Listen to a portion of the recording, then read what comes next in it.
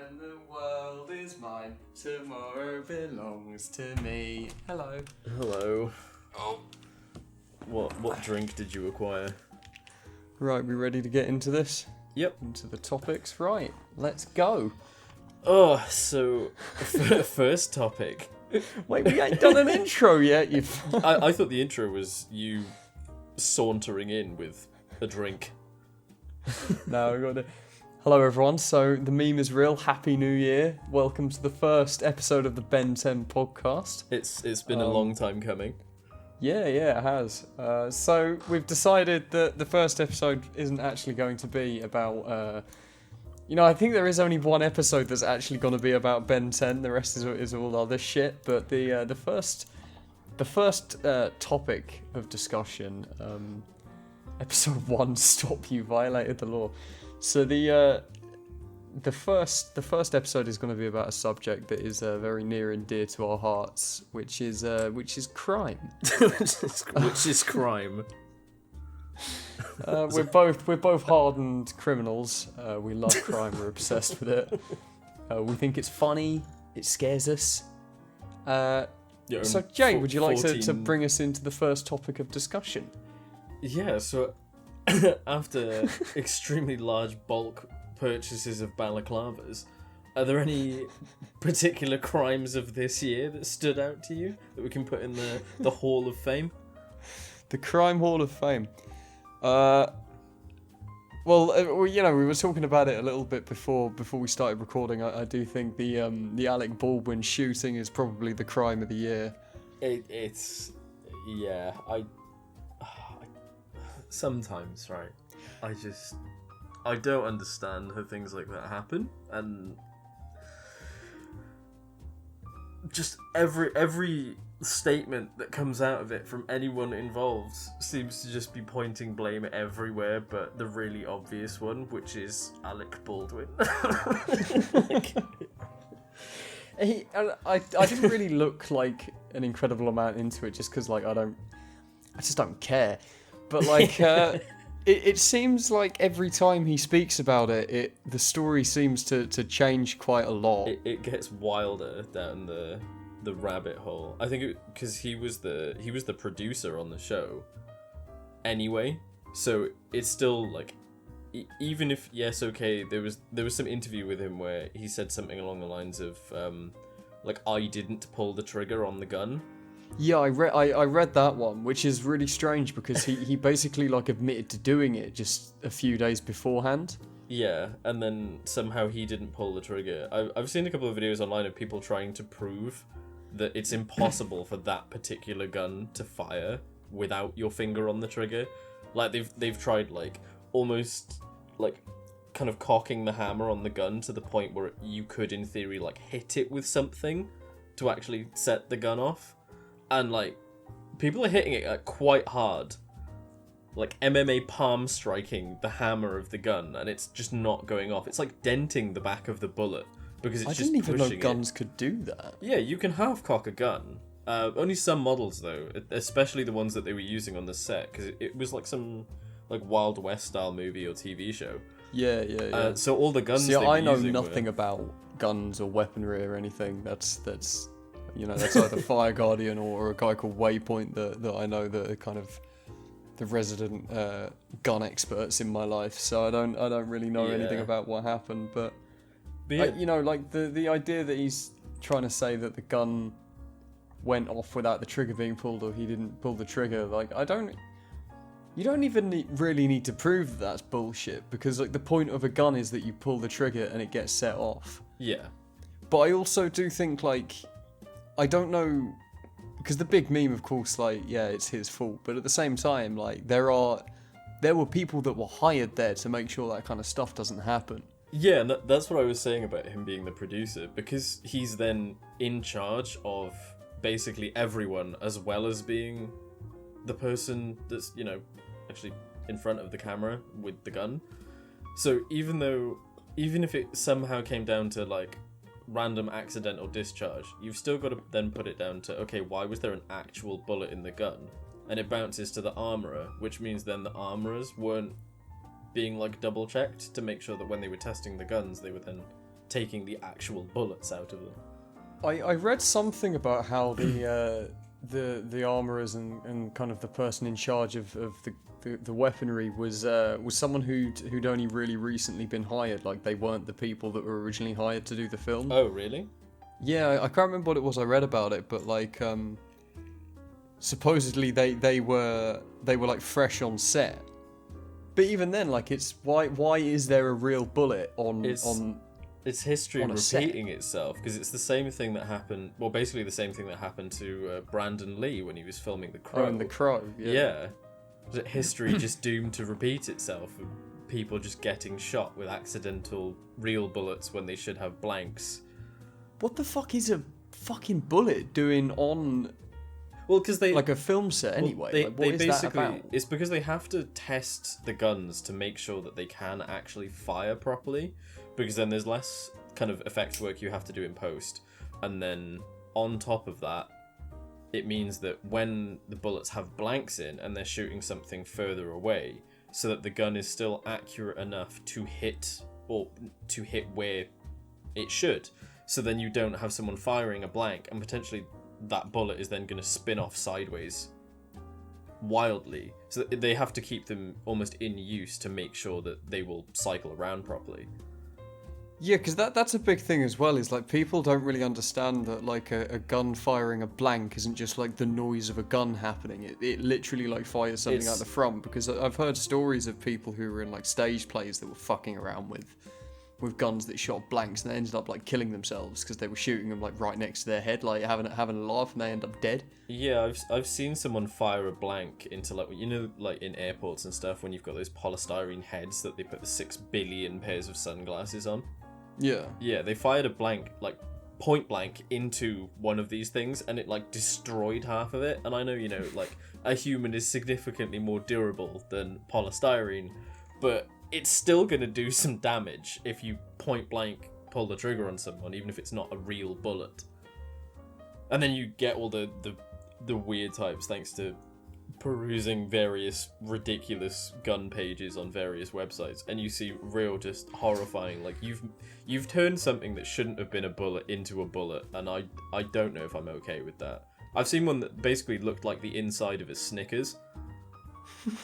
Like, so they were almost like ball bearings, but with then, like, almost, I don't know what the actual bullet part of the bullet is actually made of. I guess lead, but probably something else.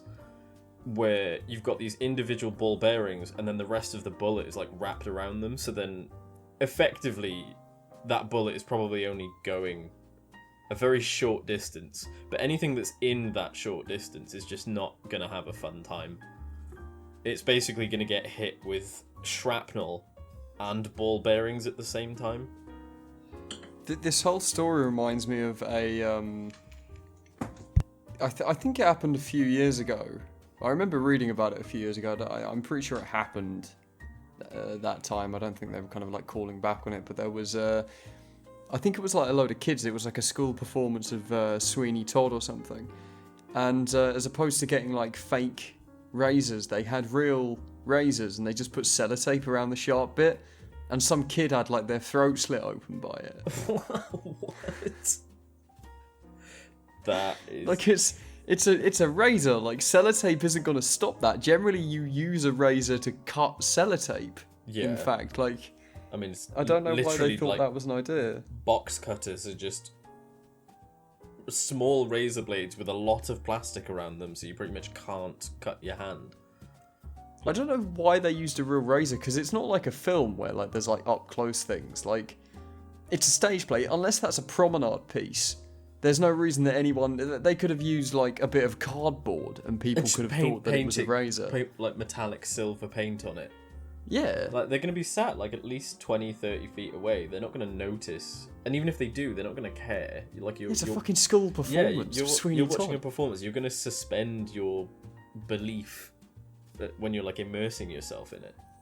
At the most, it's a load of like GCSE A-level quote-unquote actors. So like there's not really any level of belief or realism or anything like that there, because fuck me, most people that do that are shit. So it's not like seeing something that isn't a razor blade being used as a razor blade is going to take you out of the moment. Yeah, like you're that far away unless you use like almost like a flat piece of metal that doesn't have an edge on it, but from a distance looks like it has an edge on it.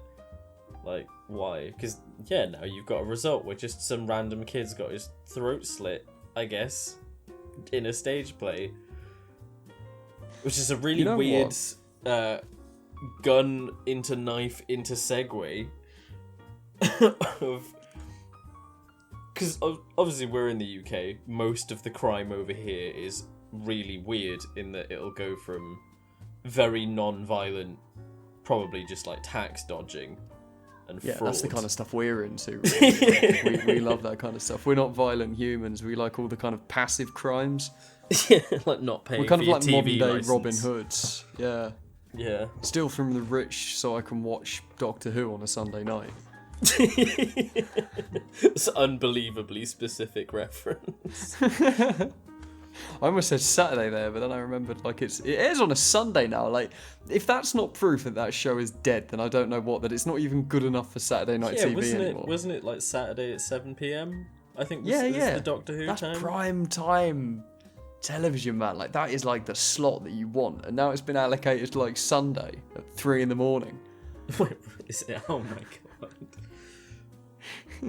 The way that they've taken the story of Doctor Who is a crime, as far as I'm convinced. Yeah, no, what Moffat kind of laid the seeds for the crime. Like he kind of sowed the field, ready for Chibnall to come in and really like go to town on just planting and growing. Moffat told him they were tomato seeds, and then Chibnall they were crime seeds, and they were like, I don't know, habanero like ghost peppers or some shit. Like, it was just they like, fed them to children after they were grown because he doesn't actually know what a tomato looks like. So this show is going to do wonderfully. We've got a new Doctor, and it's like, okay, but you kind of went on a weird spiral where I think he's really underrated, but I quite like the Christopher Eccleston Doctor because I think he's brilliant. It was such a departure from like almost just generally kooky Doctor Who's with the occasional really serious one, and then it immediately went into like, I used to be in like a biker gang when I was younger, and I've never quite grown out of it. Kind of Christopher Eccleston. And then it kind of went into like very kooky, very smart, very all over the place with David Tennant. It just became too kiddie for me with Matt Smith. It did, but then I think that was redeemed quite a lot by Capaldi. Oh, 100%. I loved. I think the writing was terrible, but he was fucking so good. The writing for a couple of episodes, and I do genuinely think like a couple, like maybe 2, like 3. Yeah, literally 2. There was a few that I liked. There was the one in the castle where he was by himself. The one with the black hole was really good. The one with the castle is the one that I always remember because he does that kind of, oh, here's a story I heard when I was a lad, when he's like just breaking his hand, punching a bit of crystal. Punching the crystal. Yeah, and he's going on about the bird that like sharpens its beak on the mountain like every year for 100 years. And it's just like, and as it like finally cracked through the mountain, everyone was like, damn, that's an incredibly large mountain. Like still, even after like an eternity or whatever. It was like when the first crack starts appearing on the mountain from this bird sharpening its beak. That's when like the first second of eternity is passed. And then he's just like, personally, I think that's one hell of a bird. Like he gives this like real big like metaphoric speech about persistence in the face of adversity, and just to end it with hee cool bird.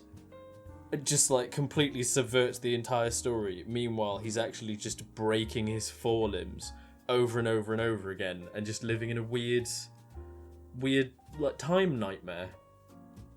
I thought the twist in that one was really easy to guess, but it was done really well. What the fuck are we talking about? This is a crime podcast. I literally just realised that we've gone so far off topic. That's a big fucking crime. But what is the best crime of all time? Because I had to think about this during our Alec Baldwin discussion. I think I've got the best crime of all time. I've got a favourite crime. I don't know if it's the best one, and it's a crime if you look at it from every single angle, and you have to use every angle to decide actually what you did was a bit criminal, but it was like big respect, but bit criminal.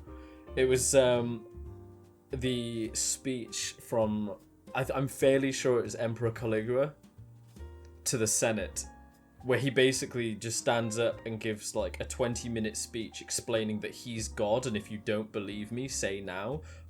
Oh no, sorry, if you believe me, say I. And like nobody says anything for ages, and then like people start shouting like I from everything. And there was a movie made about Caligula, and I remember hearing a metal song from like probably about 10 years ago, where it samples the bit of the movie for the first like 40 seconds of the album. And you've got all of these like these like senators just going aye, and then it like the mic is like really close to two guys together, and like one of them leans to the other and just goes, well, he's a god now, and then it just kicks into this heavy metal album just out of nowhere. And it was only then after like I heard that, realized the significance, and was like, you actually just, that's the equivalent of like Boris Johnson walking into Parliament and declaring himself king and everyone agreeing with him just because of the balls it took to do it. And I just think it's incredible, but at the same time you basically did just enforce a dictatorship out of nowhere. You just really decided that you want all the power and told everyone, I have all the power now. And like that was the end of the conversation. Just talking about politicians declaring themselves king. Did Tony Blair get knighted recently? He did. He got knighted by the Queen. What the fuck is that about? Oh, that's one of the best crimes of all time. It's everything he did while in power. Yeah. It's made worse as well, because anytime somehow Tony Blair comes up in conversation, all that pops into my head is one image of his face photoshopped onto like a cartoon bear, and it just says Tony Bear. So anytime someone's like, oh, all these war crimes, invasion of Iraq, blah blah blah blah blah blah blah, and then I'm just imagining a bear giving the orders, and everyone's taking it so seriously, and I can't. That's a universe they go to in the new Spider-Verse film, when Tony Bear's in power. The Tony Bear-verse. See, best crime of all time. I think this is the best crime of all time because it had like the biggest effect on the world. Oh, so okay, here we go. The assassination of Archduke Ferdinand, which started World War One. So, not only did that start World War One, which at the time was like unparalleled in terms of war and death and everything, but World War One, you know, because of that, the Treaty of Versailles was created and signed, and because of that, World War Two happened.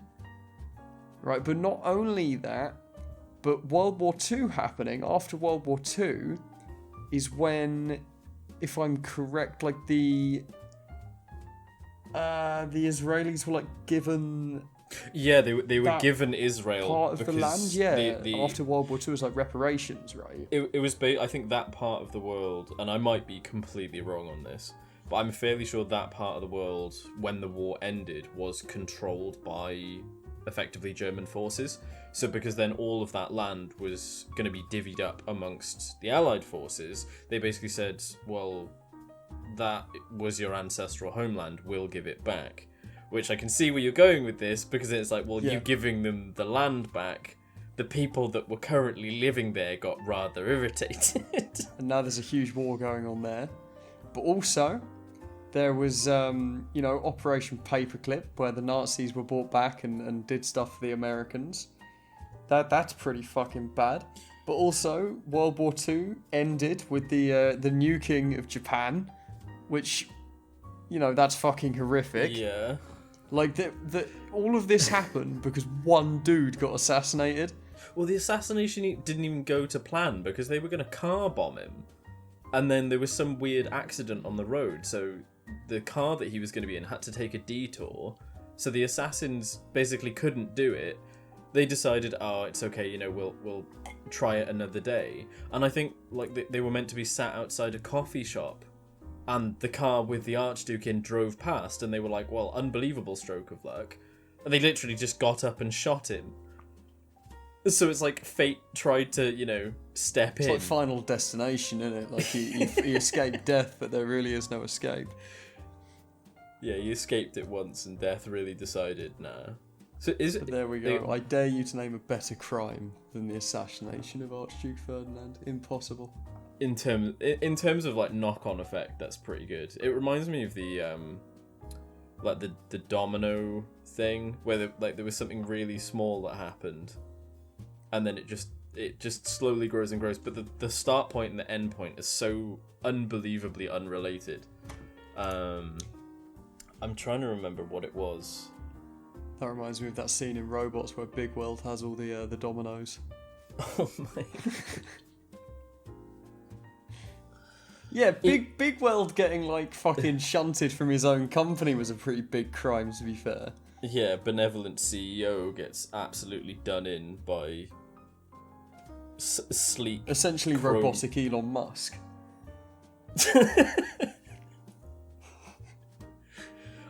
I don't know how I feel about that comparison, because like I get it, but He's all about upgrading, isn't he? Elon Musk wants to put chips in people.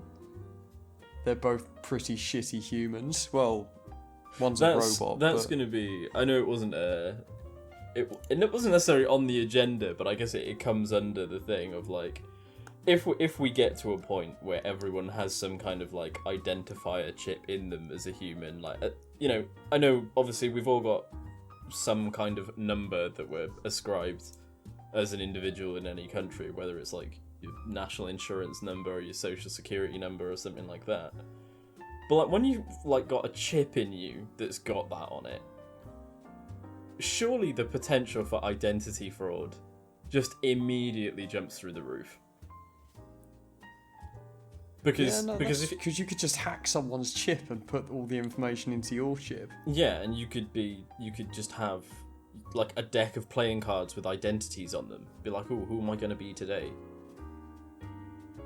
Like, potential for crime through the roof. But then that inevitably means that crime's going to be easier to track because it's all... Because there's more of it. Yeah, and also they can literally just be like, who committed this crime? Like, you know, there's, you know, you go and rob a shop and they go, okay, what was this chip number that did it? We'll look on the scanner. And they just locate the chip. Like that, I feel like there would be no crime. There'd be a lot of crime at first, but then slowly over time, crime might die out because everyone would keep getting caught. And it'd be the ultimate deterrent is that there's no escaping the law now because everyone can be tracked. It would turn into a constant back and forth of everyone just trying to outsmart each other, and instead of, I guess it goes into.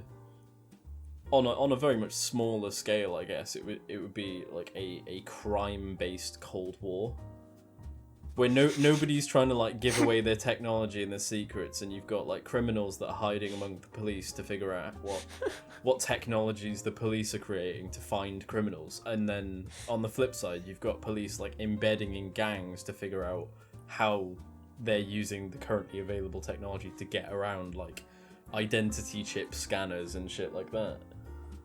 It starts getting like a bit like cyberpunky, but I don't know if I'd enjoy that though. I've always been a very firm proponent of like, if there was a big company that popped up in the UK like tomorrow that was like, hey, we're doing like cybernetic trials, but like voluntary ones, rather than like you've lost a limb, we're going to replace it. It's, would you donate a limb in order to get a new one?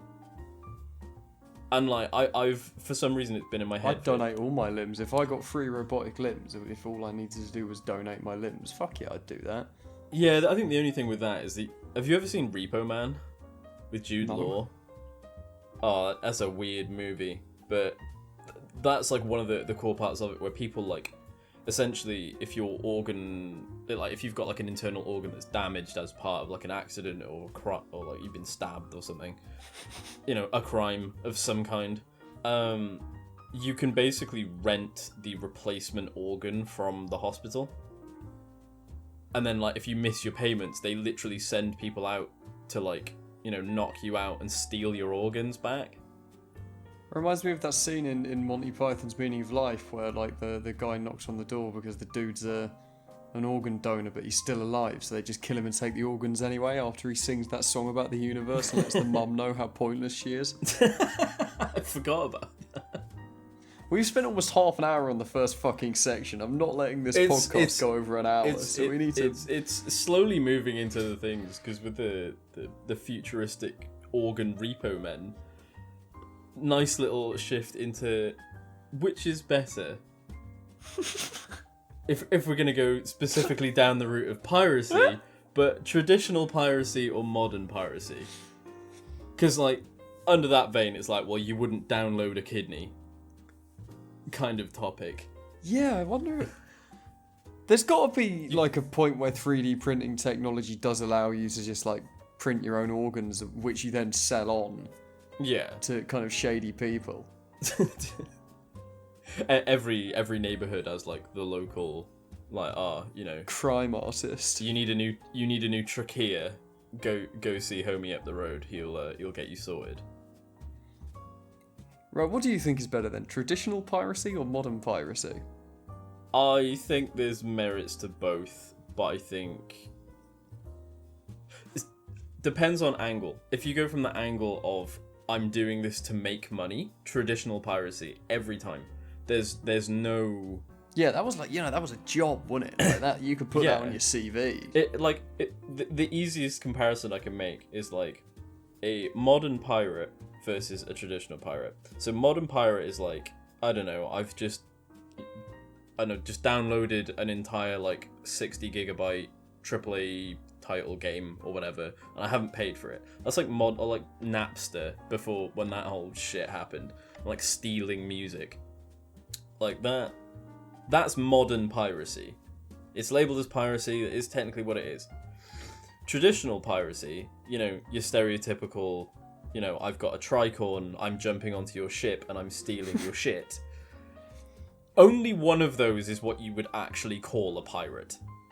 Yeah, no, that's... Like, I don't think I've ever seriously heard someone say, you are a pirate, at anything that wasn't, like, you actually, hopping onto someone's ship and stealing their shit. I do think one of the downsides of traditional piracy, though, is like, a lot of innocent people got actually really hurt in traditional piracy, and, like, yeah, I love crime as much as the next person, but if you're just, like, a dude on a ship delivering your spices, and a guy jumps on and sinks your ship and either takes you prisoner or kills you, like, that's no good. Like, the only people that are really hurt by modern piracy, like, there are some people that work really hard to make indie games, and then people will just, look at Mr. Gaming Rack, he just buys all these indie games and then plays them and then refunds them. Which, that's really bad, but like a lot of the time the only victims of piracy are just like rich people anyway. And even then, like it's like streaming services, game developers. I feel like pirating an indie game is just rude. Like if someone said like which is more okay, pirating a, I don't know, what's a big game? For some reason, my brain wanted to say Fortnite. Like, yeah, I can pirate a copy of Fortnite. Like, it's fucking free. Like, if you... Pirating a Nintendo... Okay, this is a good point of discussion. Pirating Nintendo games. I think you should 100% pirate Nintendo games, because not only are they a shitty fucking company, but if you want to buy an old Nintendo game, they're like fucking £300 each. And they're charging all these fucking extra costs on the Switch at the minute to play like a really shitty version of Ocarina of Time, when you could just play it on an emulator, have a way better experience. Yeah. I mean, I said to you earlier, like, I've been playing a couple of the newer Pokemon games recently on a Switch, and like, there's the one side of it that I really like of, yeah, okay, I have a Nintendo like console in my hand and I'm playing a Nintendo game. Admittedly, if you want to play one of the old ones, though, they've made it as hard as possible for people to play those old games. Oh yeah, literally anything that's like original release Gen 4 or before that, 100%. Oh, it's so expensive. 100%. Yeah. I've got an emulator for that. Like, Yeah. I'll smash. Even black and white, they're really, really expensive nowadays. Anything DS and before, like, there's just no good way to play them. Which upsets me, because like my favorite Pokemon game was Emerald, so the only modern equivalent I've got of that is like Omega Ruby and Alpha Sapphire, and like they're pretty good games, to be fair. Yeah, I've always liked them, but I think that's the other thing, because Pokemon's like the odd one out, where Pokemon's got such a big community anyway, and then so that people within that community try to not rip each other off too much, at least as far as I've seen. So like if someone says, hey, I've got an old copy of, you know, I don't know, for argument's sake, like gold that I want to sell, if they're going to sell it to someone for like £300, it's just because, you know, the other person's probably an idiot and they think it's worth £300. Whereas if someone says, oh, like I've lost a copy, or like I don't know where mine is, or like my copy's died or anything, has anyone got a spare that they would be willing to part with? They're more than likely to be like, hey, yeah, sure, you know, here's reasonable price. Well, that reminds me of what's going on at the minute, where those like sealed N64 games are being sold for like millions, because you can look into that. Heard about that. Yeah, so it made the news this year, where like a sealed copy of, I think, Mario 64 or something. It was so you can send games to get like graded. Yeah. And then you can sell those games on a website, and the biggest website for selling games that have been graded by another website that is like the only place that games really get graded, they're both in bed with each other. So there's like a conflict of interest in you grade, just say you get Mario 64, you get someone who's in on this scheme and you grade it really high, and then you sell it on that site to someone else who was in on it for, you know, like an obscene amount of money. And what that does, it then makes people go out and get these games graded. And I think as well, like the auction house that you end up selling the games on, they take like a significant cut of what you make off of that of selling that game. Yeah. So then they're doing it to try and get everyone to go out and sell their games on this site. So they're getting like a huge cut of the profits. But the guy who's like behind it all, like the guy at the very top, was involved in when this happened like 30 years ago with Rare Coins. Like he was the guy behind that as well. See, not exactly, but it's one of the things on the list. A very similar thing has happened to what was it? Basically it came out, seen as like they're huge now, even though it's such a weird concept to most people, with this whole NFT thing, where that's crazy. Someone will I still don't get it. Sometimes I'm just like, I could probably dive into this for 2 hours and like figure out how exactly it works, but then I've seen it's basically like the whole art trade thing, where you get someone, well, it's quite literally like the oldest like art trade thing in the book, where it's like you get someone who is knowledgeable to value your questionable like painting or whatever at a high price, so then people believe that's what it's worth because someone with authority has said no, it's worth this. It was a similar thing with some NFTs, because someone I know that lives in America is very much like, all the money that she has made off of these, she doesn't do anything with it anyway. Like, she very much, like, if she's gonna buy it, she treats it just like she treats it as literally what it is, like she's bought a picture. Like, she is treating that as digital art rather than, you know, I now own a monkey and, you know, it's only my monkey and everything else to it. Like, she actually understands how it's meant to work, I guess. But then there's a similar thing where people were having just some random thing like minted as an NFT, and then they would get someone they knew to buy it. Well, like they would send them, say for argument's sake, it was going to be like $10,000. Person A that already has the picture would send their friend like $10,000, and then the person would buy that NFT for $10,000. So the money goes back where it originally was anyway.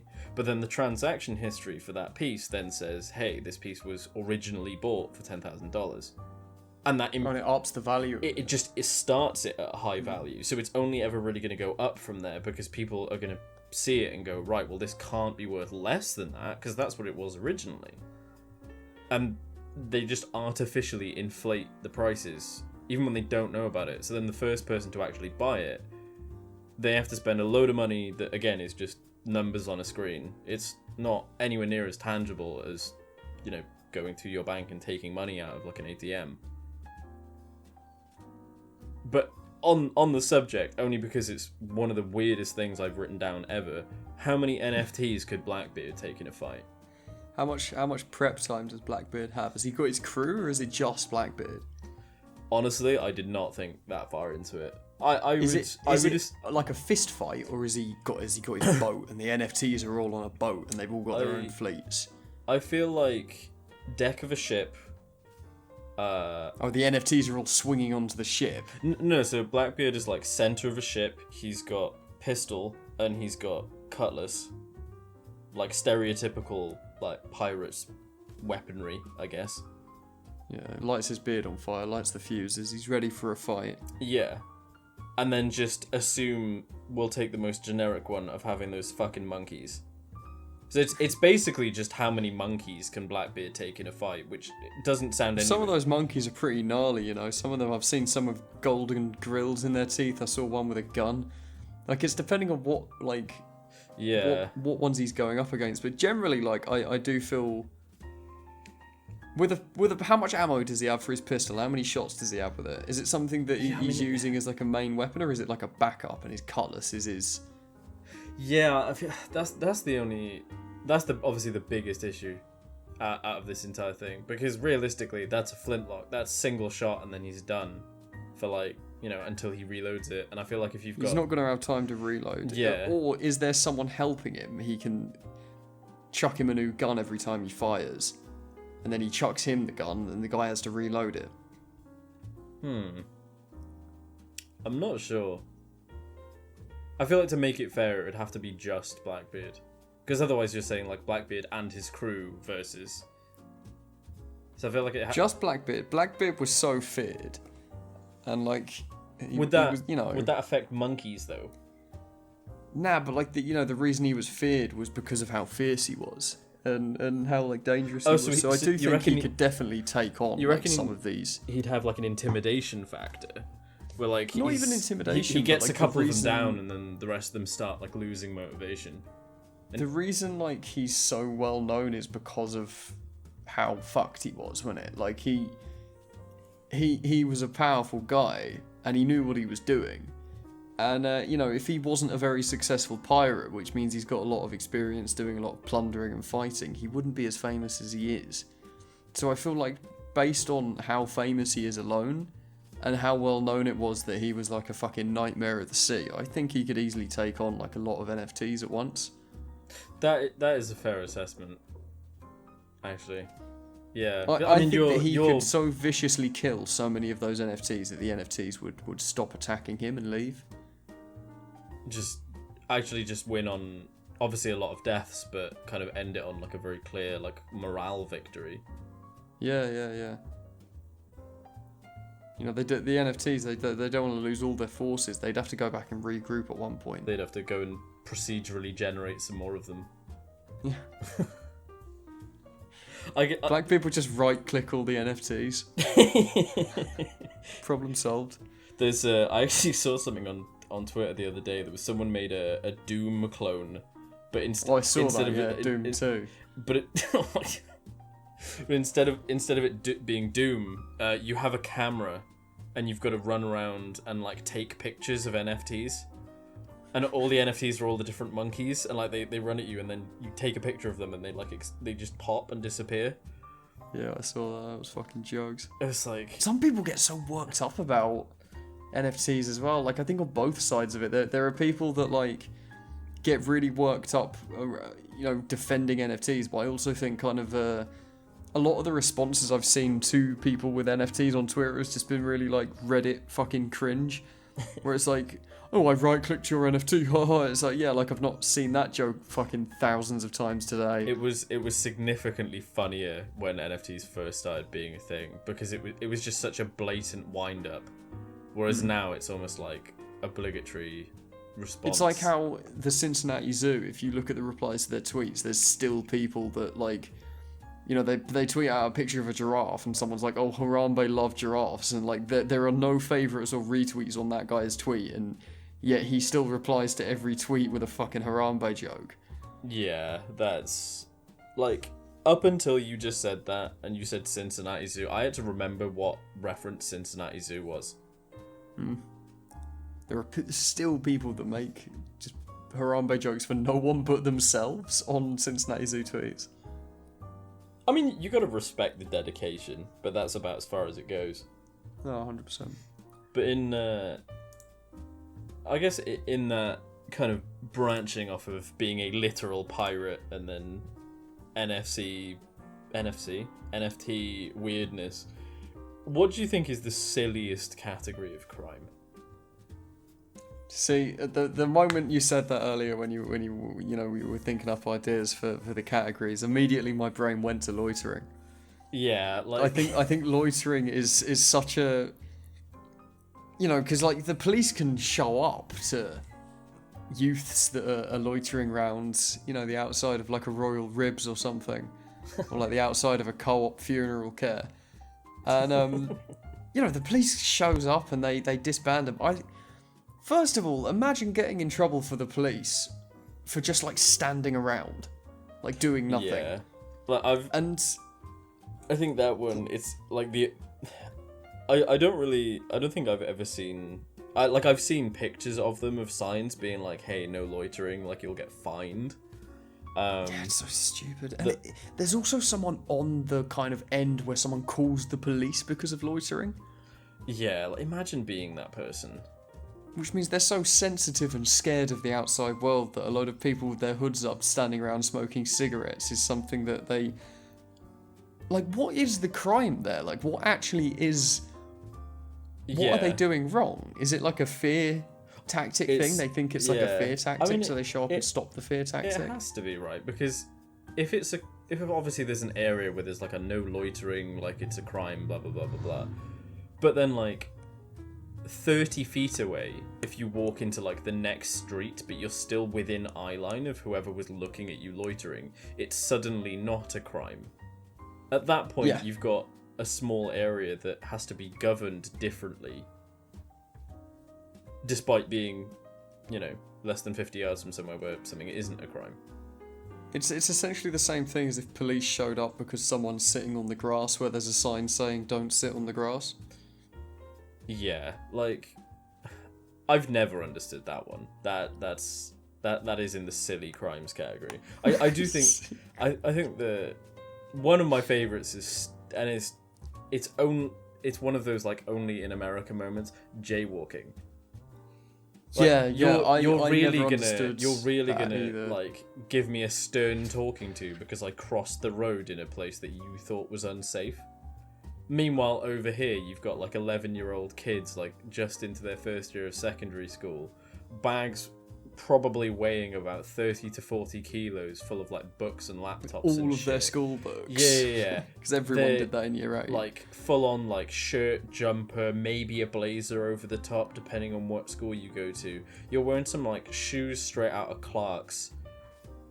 Like, you are uniformed up, you are so physically constricted and weighed down, and in your infinite wisdom you just think, nah, I can run across this street faster than that bus can start moving. Let's cross this dual carriageway. Yeah, and that's completely normal, and people are like, these kids are dickheads, they're like endangering the people in the road. It's like, but they're not. Sometimes they are, but that's only because the kid doesn't have the brain power to calculate, my feet can move 8 feet faster than a car can move 30. Any crime where like you can't get arrested for it, you just get told off for it is a silly crime. Yeah, it's like I'm gonna give you a stern talking to and maybe a fine. What did I do wrong? Well, nothing really, but people just don't like what you're doing. So like, there's the thing, isn't it? Where it's just like any crime where the punishment is a fine is only a crime against poor people. Yeah. But then, because that's like a rule set in place just to make money off of really normal shit a lot of the time. I've just had an incredible like flashback. It's to a previous topic about best crime of all time. It's just popped into my head. John Cusack. Years and years ago, I can't remember the exact year, but I can't remember if it was drink or drugs or something, but he ran over 2 women and killed them, and nobody knows about it. Well, it's the same with Matthew Broderick, isn't it? Oh, wait, no, sorry, no, it's not John Cusack, it's Matthew Broderick. In my head, they look kind of similar. They kind of do, yeah, no, I can see that. Yeah, it's Matthew Broderick, I forgot about that. They're also both just like, they're not huge actors. They're both kind of very similar. They were on the rise, and then both kind of disappeared. Never reached that peak. Maybe that was the repercussion of running over 2 women and killing them and making the world forget about it. A homie really pulled a Spider-Man. He told Doctor Strange, make sure everyone doesn't remember that I killed those 2 women. That's when like Matthew Broderick villains from other universes are coming through. Maybe that's it. Maybe John Cusack is a Matthew Broderick from another universe where he didn't run. He's one of the variants. Yeah.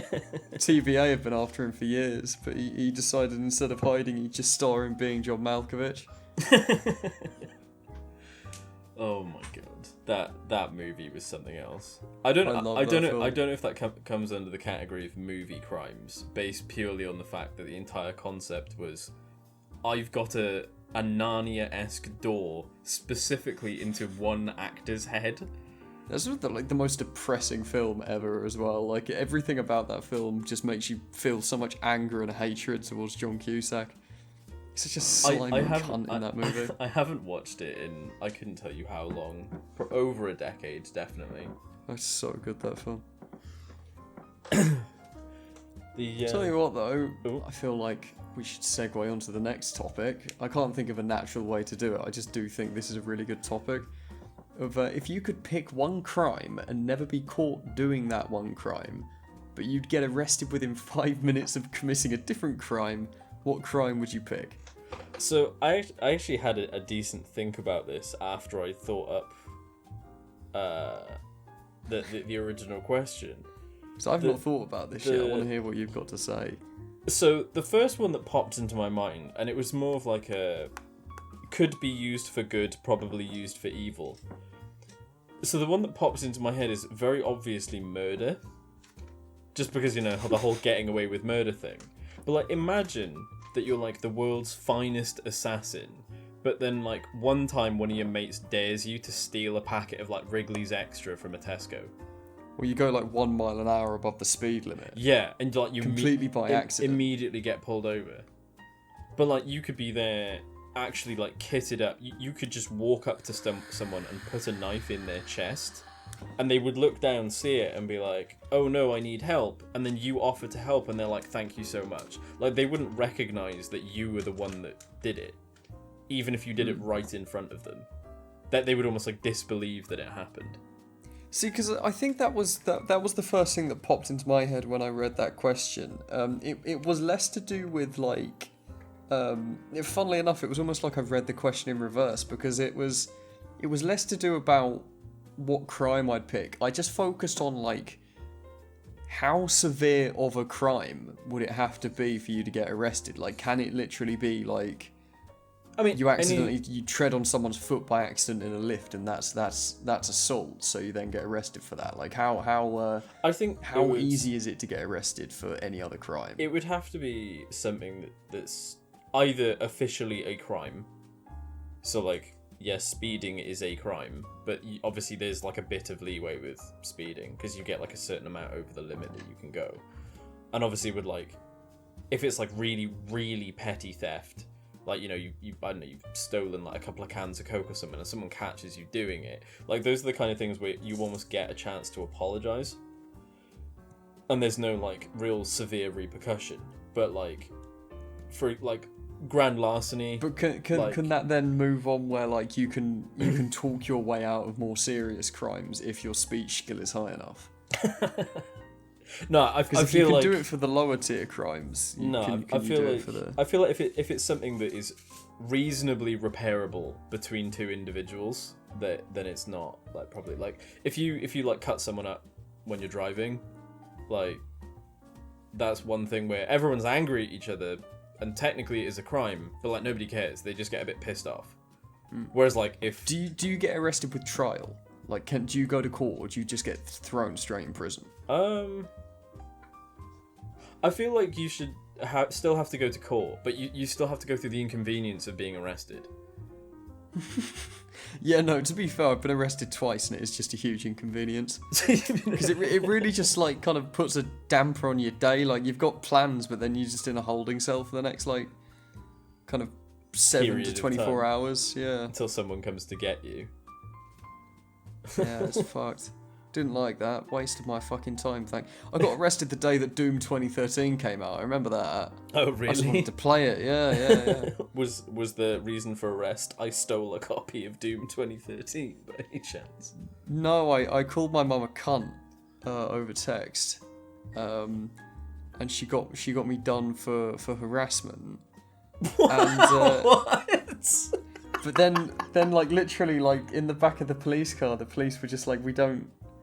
They literally said she insisted that we go arrest you, and when I was in the holding cell, they had like this old police officer like sit basically in the doorway of the cell just to keep me company, because every policeman at that station was like, this guy just shouldn't be here. Yeah. And my mum told the rest of my family that she told the police not to arrest me, not realizing that my uncle was going to come up and like pick me up.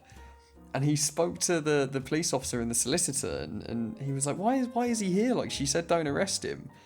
And they both had to, like, persuade him that, yes, she fucking did. Otherwise, I wouldn't be in a fucking holding cell. Oh my god. Fucking piece That's of shit, insane. man. I think, literally, the closest I've ever been... It actually comes back under, like, the loitering thing. I remember there was...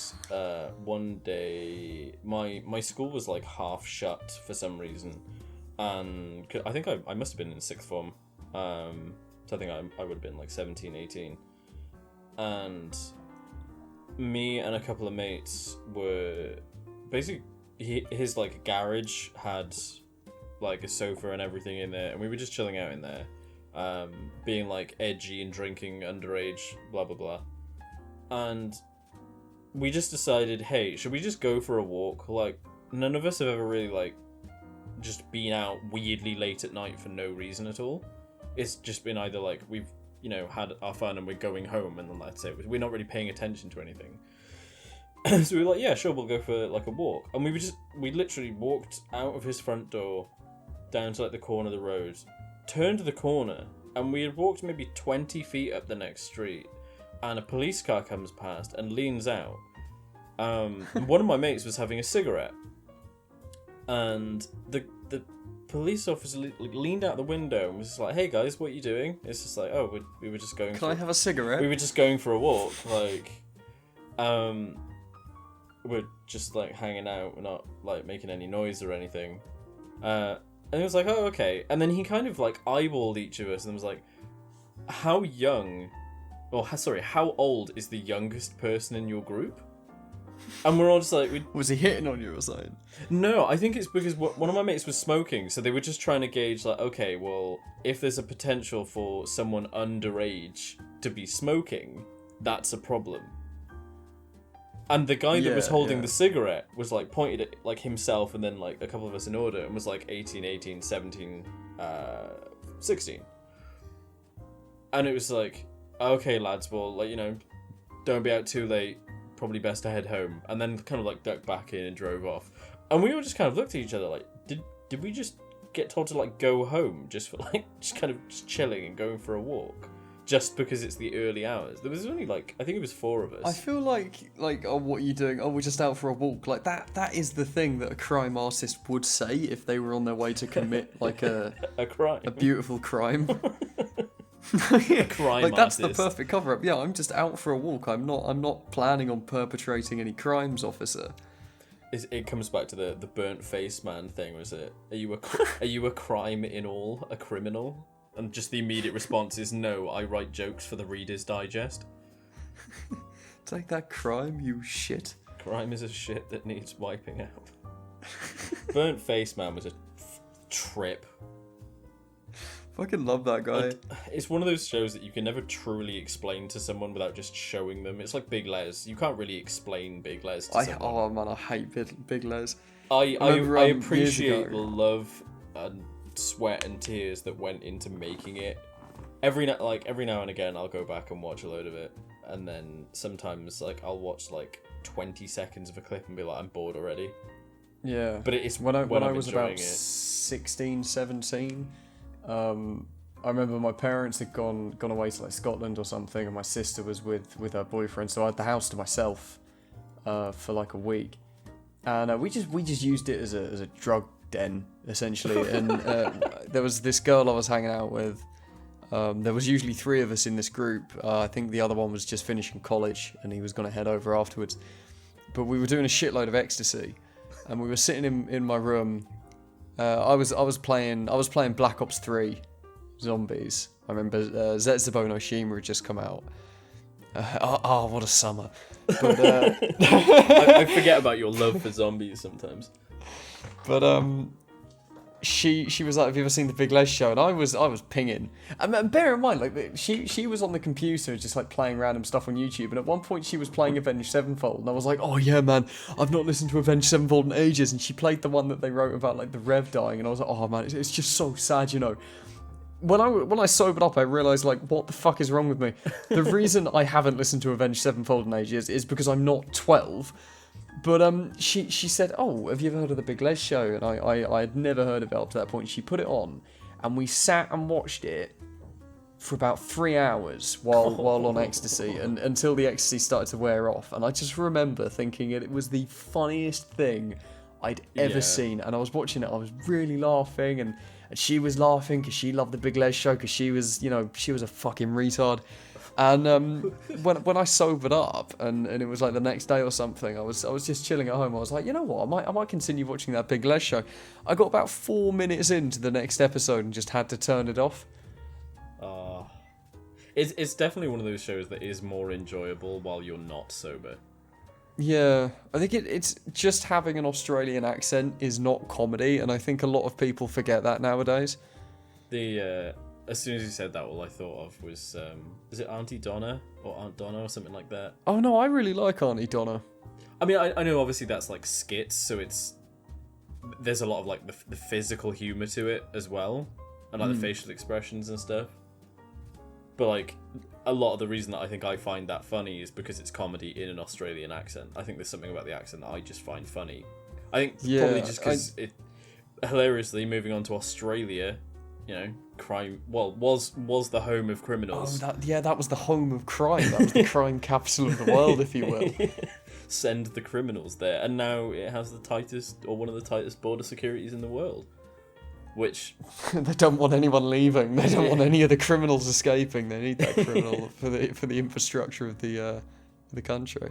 So, in regards to keeping criminals in, if you could reallocate jail sentences based on not the actual severity of the crime in terms of what you've done, but based on the social severity of the crime. So, reason I thought this up, there's a story I remember reading, I think it was probably about a year or two ago, where someone basically, I think it was like a relative or a family friend or something, had been sexually assaulted, and the rapist basically got off pretty much scot-free.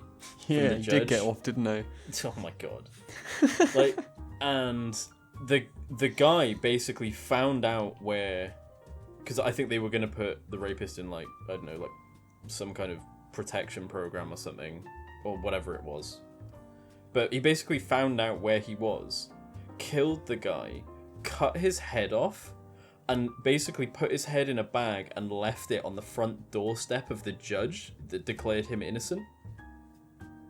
Fucking hell. And, like, it's the kind of thing where, like, if you go to prison on a murder charge, but, like, you murdered a paedophile, the people in the prison as well, where like their father's going to prison where they've killed like the person that's like raped their son or whatever. Yeah, it's the kind of thing like you go to prison, and other people in the prison are like, hey, like, you know, there's going to be some kind of prison hierarchy, but you don't deserve to be here because you you did something that's socially good but morally wrong. Mm. So, like, drug-related crime, I feel like dealing drugs is one thing, but dealing extremely harmful drugs is another one. So, like, if... I think as well supplying addicts with drugs is, drug dealers make their largest amount of money off of drug addicts. And I think, selling drugs to, I used to be an addict. I'm not anymore. But, like, if I want a bit of coke and I ring my dealer and he gives me that coke, there's nothing really wrong there because I'm doing it responsibly. I'm not spending all my money on it. I do it in a safe environment. Whereas selling to people where they don't have that care or like the kind of thought they've put sold into the drugs. they've sold their own belongings in order to buy more drugs. Yeah, there's responsible drug users and irresponsible drug users. I think it's wrong to sell to people that are irresponsible. It's like pretty much most bars in the world. The moment that you're like too drunk to order your next drink, they can quite happily refuse to serve you anymore and be like, "Hey, drug dealers should do that. Have they not got any integrity?" But it's like it's gambling as well, isn't it?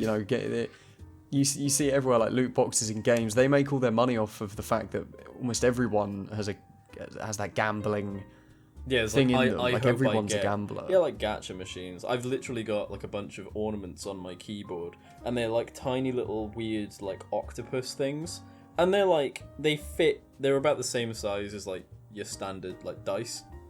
And I've got 4 of them, and they literally just come out of like a fucking like coin machine where you put like whatever money in, just twist the handle on it, and then one of these things pops out. And I've got 4 of them. I don't need them whatsoever, but they're incredible. At the same time, I've just got these weird like octopus things on my keyboard. Absolutely did not need them. Was a complete gamble as to what I was going to get. I have 4. They're 4 completely different colors as well. So it's going back to try and get a different color. Like, it's a very minor gambling addiction. Supplying any kind of addict, whether that is a drug addict, an alcoholic, a gambling addict, or even stuff like sexual addiction, food addiction, a sugar addiction, anything like that, I feel like knowingly supplying people with products that they're addicted to should be considered a crime because you're making money off of... You're basically making money off of the downfall of someone else. Yeah. Whereas, like... It's manipulation. If you suddenly decide, I don't know, you've got a craving for, like, Walker's Sensations, it's not like the person behind the counter is going to not sell you some crisps because you're, like, scratching at your neck, asking, have you got the sweet chili flavour in? Whereas, like, someone that's like, oh, yeah, what do you do? Oh, well, I deal drugs. Oh, what drugs do you deal? Oh, I sell people crocodile. Like, absolutely, I completely forgot that existed. Like, you're like, at that point, it's not, like, obviously I know a lot of drugs are just chemicals, and it's just the way those chemicals interact with the human body. But, like, you're actively selling someone something that will harm seems them. To give them a bit of a buzz, but also just turns their limbs into a handbag. Like, yeah, your do arm is genuinely rotting think in off, the court of bro. law. Stop selling this weird substance to people. The social implication of crime should definitely be taken into account when you're taken to court, I think. Yeah, it's like it's that judge in America. I can't remember his name now, but he's the one that got like really famous because like someone came in. It's like, oh yeah, you ran a red light. You were like way over the limit. You were speeding. Like, do you want to like explain yourself? And it was something to do with like he was rushing to get to the hospital because like his dad had like basically had a heart attack. So his dad had been rushed to hospital. He got the call while he was at work and he ran a red light for it. And the guy was like, well, yes, what you have done is a crime and there is a specific punishment assigned to that crime. But I don't think you deserve that full punishment because what you were doing was actually... It was a nice thing what you were doing. Yes, it could have potentially endangered others, but in this situation, like we've got the CCTV footage of you running this light. Realistically, based on what I can see here, no one really in that specific situation was in danger, you don't deserve this full punishment. And I think he let him off with like, it wasn't even a fine. He was like, hey, I need you to like do this little like driving course or whatever. You can do it in your own time. You've got like 3 months to do it or something to that effect. But he didn't get the full punishment because the judge recognized, hey, what you've done, yes, it's a crime, but the punishment that you should receive for committing that crime shouldn't be the same punishment. Talking about things that are and are not crimes, would you say that committing a deadly sin, one of the 7 deadly sins, would you say that that is a crime? Do you think, or well, here's a better way of phrasing that, a more interesting one. Do you think that the world would be a better place if committing one of the deadly sins was considered a crime? As in, like, they were the only things that were committed crimes? Oh, no. Or... Like, there of course, like, there are other crimes, like murder, but, you know, committing, like, lust, gluttony... I guess murder still comes under wrath, so it's still... Yeah. But committing one of them crimes, or one of those sins, sorry, if that was a crime that you could go to prison for or get a fine, like a fine for being morbidly obese, would the world be a better place? It would be a weird place, but also I think if that was the state of the world, it would seem too normal to be weird.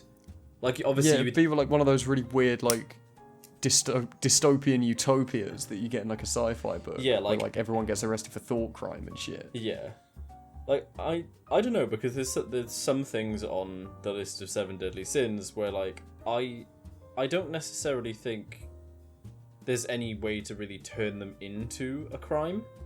Like, I guess some of them, like, you can kind of stretch a bit, so, like, gluttony, I guess, like, if you've, like, I don't know, what's an example? I don't know, you've, like, gone into a shop and you've, like, just torn open, like, all the packets of food and you're just eating them with, like, no intention of paying for them, you're just focused on the eating. But then also gluttony, you can expand that to, if someone is gluttonous, even if you want to boil it down to just they like to consume, it's like, okay, well, what necessarily are you consuming? Because then you can put like a porn addiction under gluttony, but it's also lust. It's also lust. Yeah, I think gluttony is an interesting one, just because like obesity is like the biggest problem that our fucking species faces as a health problem at the minute. The strain that it puts on to like hospitals and all kinds of healthcare is ridiculous. So I'm wondering, like, if you were too obese and you could get a fine for that, and you got fined like every month until you started actively losing weight, would that be something that would help the world? I feel like you'd just see a really high spike in suicides as soon as you get like, as soon as you implement that law. Like, you're gonna have a lot of people who are like, well, I can't do this because of, you know, like, they might have, like, as a result of, or maybe they're in that state because of, like, some kind of, like, mental issue. Like, especially, like, people who comfort eat. Like, I'm very much someone that will comfort eat. Like, because I think that's getting back to the whole thought crime thing, is, like, you know, everyone gets fined if they're obese, but there are plenty of reasons you can be obese. Some people are obese because... Is it like a thyroid problem, that can make you obese? Yeah, so because of the way that your thyroid affects your weight, I think it's probably one of those things that does affect both sexes equally, but it's more, I guess, socially prevalent among women, in the sense that I know of more women that have said something along the lines of, like, I have some kind of thyroid problem. And they've said that does affect their weight, in that it'll either like spike up, spike down, like, quite irregularly, or they find it difficult to gain weight or lose weight, and it's almost like it's making it too stable or too unstable. There isn't the kind of like a happy medium where, you know, like, you eat, you're going to gain weight, you know, perform some kind of like basic activity, and just naturally existing, you're going to burn energy, and that will bring your weight back down. I think that the whole like deadly sin thing is interesting, considering like greed is one of them, and we were just discussing how like greed could be a crime, where you're like making money off of like addiction or people, or like other people's misfortune. Like, making money off of that is really bad, because it goes further as well, where, like, you know, like faking a charity, like saying that money's going towards like a charitable cause and then running off with it, like, or just profiting not just in money but maybe in like fame off of like a bad. The one I think event. has the most blurred line is pride, because like most societies will kind of exude some kind of like, hey, you need to be proud of your accomplishments. Like, you have done a thing, you deserve to be proud because you did the thing. Like, regardless of what it is. I think the weirdest one's envy. Like, I can't see any way you've gone realistically to jail envy because a crime. your neighbours live slightly closer to like a McDonald's or something. Like, even something really minor, like you're being envious of someone else because they have something you don't. That's a crime. Like, that's just envy and pride really go hand in hand, because I think those two things like drive people more than anything else.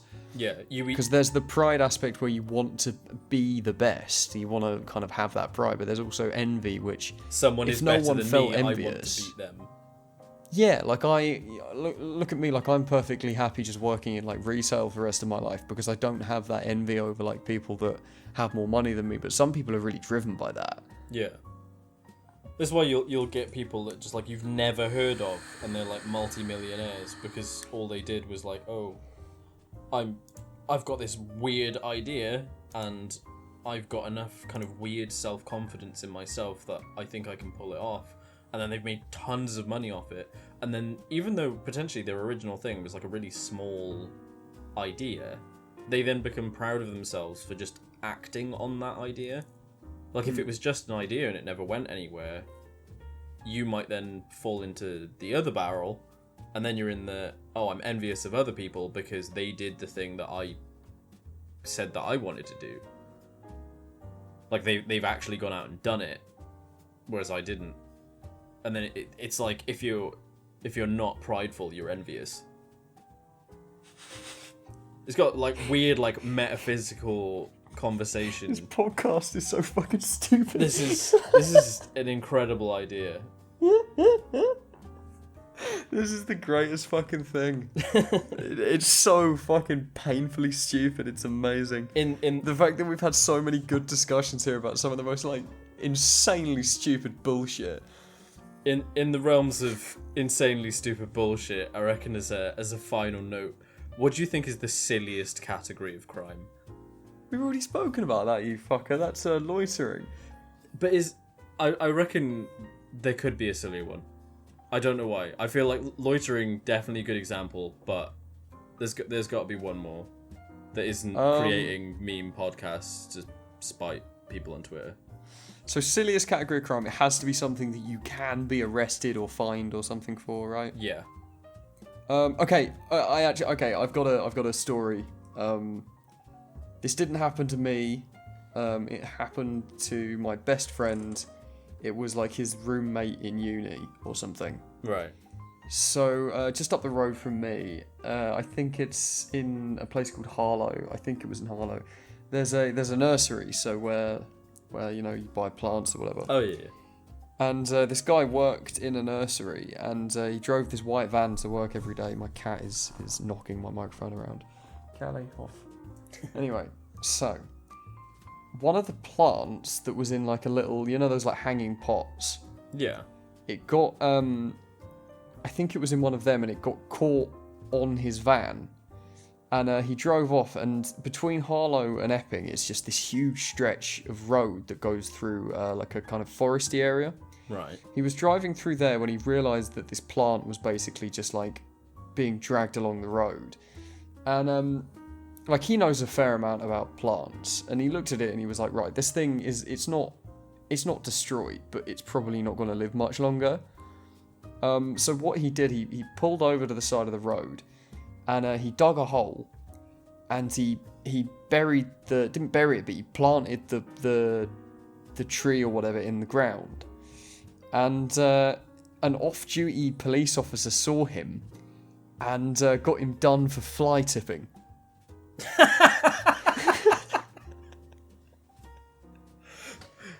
Done for fly tipping Yeah. For planting a tree on the side Yeah, of the road. he had to go to court or something like that. And I don't know what happened in the end, but like all he wanted to do was let that tree die with its own kind. And he got done for fucking fly tipping. If that not is the silliest crime ever committed. That's... Yeah, I don't think I could think of anything that's... just weird situation after weird situation into being arrested. It's just like, oh, what happened to you today? Oh, well, I went to work. I was driving away from work, realized there was a plant attached to my vehicle. I decided to plant it in the ground in the hopes that, maybe it would live, potentially probably wouldn't. And in the act of trying to save the life of a plant, I was arrested. I think that goes back to crimes that aren't like they're what's the word, like they're not severe, but the social aspects of them is really positive. Yeah, like that. No, there was only positives that came out of what he was doing there. Only positive. The only negative was that the nursery lost a plant. Yeah, that's the only negative. So, like, at an absolute stretch, it's almost like accidental theft. Which I still think... I heard that term, like, a year ago, and I still think it's one of the funniest things. Like, the only example that pops into my head is, like, if you go to, like, the shop with your mate, and your mate, like, I don't know, picks up, like, a chocolate bar, and puts it in your jacket, and you get caught with it in your jacket. Because then you're completely innocent, like, I haven't done anything... I didn't put that in there, I'll go and put it back. And they're like, well, you already left, you already stole it. And you've got your dickhead mate there, like, I should have thought about the consequences. I think, like, accidental theft as well can go as far as, like, stealing office supplies from work. You take a pen from work and use it and then put it in your pocket for later and then forget about it. And you get home and there's, there's there's an office supply in your pocket. You've accidentally stolen that. Didn't mean to. Theft but stupid theft, one that I found out about in the past I guess 4 years technically.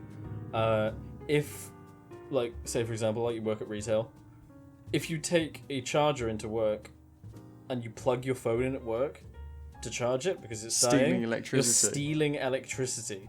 Yeah. And it's theft. It's realistically nobody cares. Well, there's that thing that goes round recently where bosses are like, it's like stealing company time, where it's like you're taking shits that are too long or taking too long at the water machine. Ah, yes. I forgot. I was a time thief. I'm sorry. That's it, time thievery. Yeah. I've stolen your time. That's some MCU shit. Yeah. Imagine that being in prison, like you've committed some like real serious crime, like you've been in there a while, like you kind of bulked up, you're on the yard, and then someone walks up and it's just like, oh, what are you in here for? It's like, oh, I'm a time thief. Like your first thought is like, this guy's a superhero. What the fuck? Well, all right. Here's the thing. One last thing, just on the subject of time thieving. Just to say, there's a workplace and the boss is looking. And he sees that someone isn't working hard at all, or they're not even doing anything at their desk, and they count the minutes that they're not doing not what they should be doing, but just not doing anything. Maybe there's nothing to do, and he then deducts they're paid hourly. Yeah. Like they're paid like they're not paid actually wage. Deducts the time off them. Yeah, it deducts the time off of them. Have they then stolen money off of the employee, or has the employee tried to steal money off of the boss by not doing anything at work? I started thinking down the vein of, well, technically, if time thieving is a thing, then unless it's also in the boss's job description that they need to monitor people's time usage, then the boss is also stealing company time, because in time that they could have been, like filing paperwork or, doing reviews or actually doing something constructive, they've then wasted company time by spending too much time basically staring at a monitor, watching someone else on their phone. It's a crime 22. Yeah, it's a crime 22. Everyone's guilty. Yeah. Everyone's a crime artist nowadays. Yeah. Simply by turning up to work, you are committing a crime. Everyone wakes up in the morning and decides crime is the way. Yeah. The final thing we've got here is the fact that astrology is widely what is that word? Purported. Purported? It is a I've word. never heard that word. It is a word. That's a good word. So yeah, is the fact that astrology is widely purported as a fact a crime? Yes. That's enough of that one. So thank you all for listening to episode 1 of the Ben 10 podcast. Stop, you violated the law. We hope you enjoyed it. You know, we might do another one. We have a good few topics to go through. Yeah, there's at least 6. At least 6. Then we'll get on to season 2. Yeah, thank you all for watching. Happy New Year, everyone. Happy New Year. And goodbye.